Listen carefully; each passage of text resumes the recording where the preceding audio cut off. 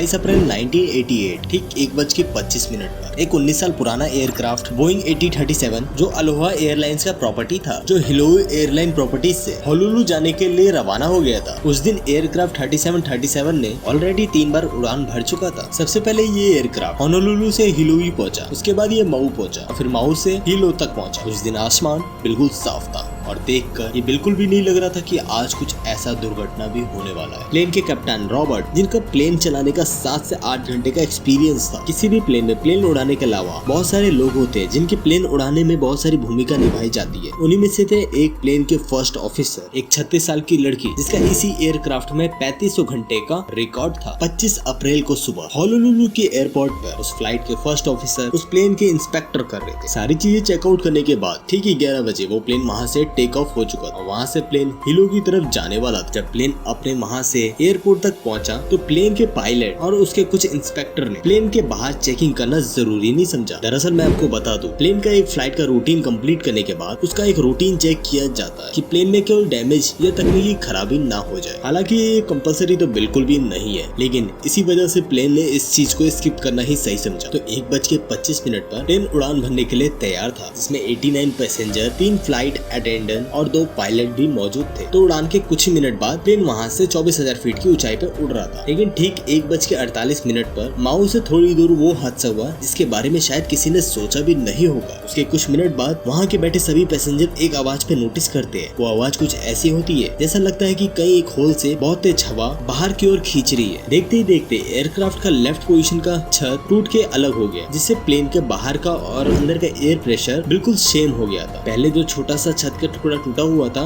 वही चीज टूटते टूटते 19 फीट तक टूट चुका था। ये हिस्सा प्लेन के कॉकपिट से लेके पीछे पैसेंजर सीट तक लंबा था। आप ये सोच सकते हैं कि ये दुर्घटना कितनी खतरनाक थी। और उस समय तो ये पायलट को भी नहीं समझ आ रहा था कि आखिर ये क्या हो रहा है और आखिर ये कैसे हो चुका है, और उनको कुछ भी समझ नहीं आ रहा था कि आखिर ये क्या हो रहा है, क्योंकि उनके पीछे के प्लेन के हिस्सा ही टूट चुका था। कॉकपिट में बैठे एयर इंस्पेक्टर, उनका मानना ये है कि जैसे कोई हमारे शर को पीछे की ओर प्रेशर कर रहा हो। और तभी उन्होंने पीछे मुड़कर देखा कि प्लेन के छोटे मोटे टुकड़े इधर उधर उड़ रहे हैं अंदर की ओर। और जब कप्तान ने पीछे मुड़कर देखा तो पीछे से प्लेन का दरवाजा भी गायब, और ऊपर दिखने के बाद उन्हें सिर्फ और सिर्फ ऊपर नीला आसमान ही दिख रहा था। और उसके बाद ये एयरक्राफ्ट किसी पेंडुलम की तरह कभी दाएं तरफ झुक रहा था तो कभी बाईं तरफ, और इतने डिसबैलेंस के चक्कर में प्लेन को कंट्रोल कर पाना काफी ज्यादा मुश्किल भी हो रहा था। और इसी समय सभी पैसेंजर ने प्लेन में मौजूद ऑक्सीजन मास्क को भी पहन लिया, और कप्तान ने प्लेन को कंट्रोल में लाने की कोशिश करी और एयरक्राफ्ट में मौजूद स्पीड ब्रेक का इस्तेमाल किया, जिससे एयरक्राफ्ट को कंट्रोल करने में आसानी हो सके। उस समय उस प्लेन के सबसे नजदीक एयरपोर्ट माऊ आइलैंड ही था। सबसे खुशकिस्मत वाली बात तो ये थी दोस्तों कि जब ये हादसा हुआ तो प्लेन के सभी पैसेंजर सीट बेल्ट लगा के बैठे हुए थे, नहीं तो हादसा होते ही प्लेन के सभी पैसेंजर हवा आसमान में उड़ सकते थे। प्लेन में मौजूद 3 अटेंडेंट्स प्लेन के दरवाजे के सामने ही खड़ी, जिसकी वजह से जैसे ही प्लेन का दरवाजा टूटता है ठीक वैसे ही वो बाहर की ओर उड़ जाती। जब प्लेन के साथ ये सब हो रहा था तो प्लेन के पायलट एयरक्राफ्ट के साथ कांटेक्ट करने की कोशिश कर रहे थे। ये भी आपको बता दें कि हालत इतनी बदतर हो गई थी